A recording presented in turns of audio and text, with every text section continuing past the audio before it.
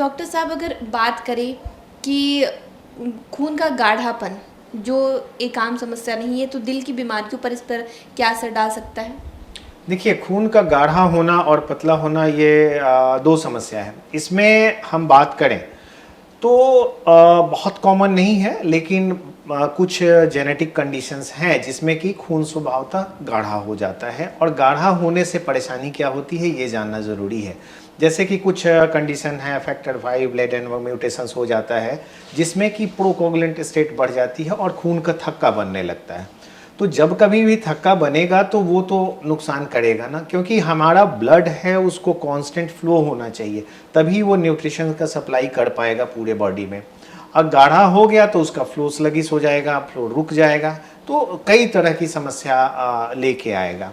तो अब एक एक करके हम लोग बात कर लें। जो सबसे कॉमन और सबसे ख़राब चीज़ गाढ़ा होने से मिलता है, कुछ कंडीशंस है जैसे कि हाइपर होमोसिस्टेनीमिया, जिसमें क्या होता है कि आर्टेरियल और वेनस थ्रोम्बोसिस होने लगता है। तो इन सबों में देखा गया है कि ये कई विटामिन्स की कमी से होती है, जैसे कि फॉलिक एसिड वगैरह की पायरिडॉक्सिन की कमी से हाइपर होमोसिस्टेनीमिया होता है। होमोसिस्टीन का लेवल बढ़ जाता है जो कि खून को गाढ़ा करता है। कई बार आपने देखा होगा कि लोग लंबी दूरी तक एक पोजीशन में बैठ के, जैसे लॉन्ग एयर ट्रेवल करने वालों में देखा जाता है कि पैर में खून का थक्का जमा और वहाँ से वो डिसलॉज हो गया। पैर से डिसलॉज, वेनस सिस्टम से डिसलॉज होता है तो हमारा लंग्स एक फिल्टर का काम करता है, वहाँ से डिसलॉज होके आता है और पल्मोनरी आर्टरी में फंस जाता है, जिसको कि हम लोग पल्मोनरी एम्बोलिज्म बोलते हैं। ये बहुत जानलेवा और बहुत ख़राब बीमारी है।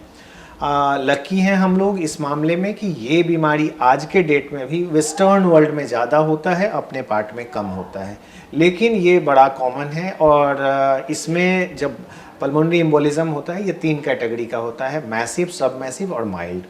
तो मैसिव वाले में डेथ तो विद इन आवर हो जाती है, तो उसमें टाइम ही नहीं मिलता है। ऑल्दो उसकी अगर टाइम फ्रेम में पेशेंट्स हॉस्पिटल में आ जाता है तो बहुत आसानी से उसकी जान बचाई जा सकती है। और इसमें हम लोग खून पतला करने की दवा देते हैं, और इसको कई बार आप देखते होंगे कि ड्यूरिंग प्रेगनेंसी भी एक प्रोकोगुलेंट स्टेट है, जो लोग इसके ससेप्टेबल होते हैं उसमें महिलाओं में भी ऊपर से ब्रेन के वेन्स में, कॉर्टिकल वेन्स में थ्रोम्बोसिस हो जाती है।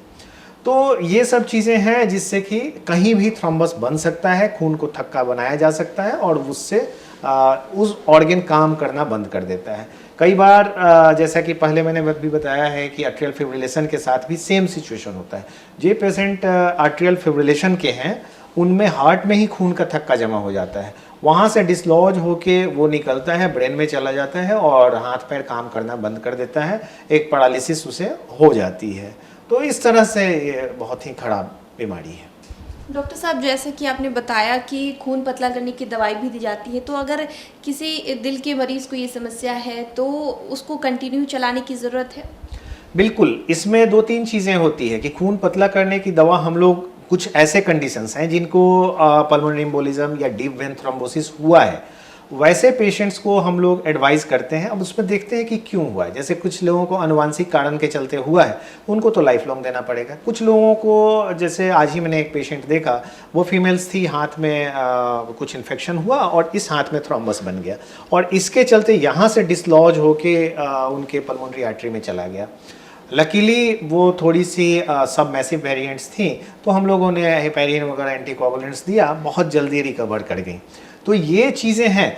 तो उसमें अब जिसका कॉज क्लियर था, जैसे इन्फेक्शन के चलते उनको हुआ था, ट्रॉमा के बाद इन्फेक्शन हुआ, तो उसमें हमें बहुत लंबे दिनों तक दवा नहीं देनी पड़ती है। 3 से 6 महीने एंटीकोगुलेंट्स, खून पतला करने की दवा दे करके हम लोग उसको बंद कर देते हैं, तो उसमें लाइफ लॉन्ग देने की ज़रूरत नहीं पड़ती है।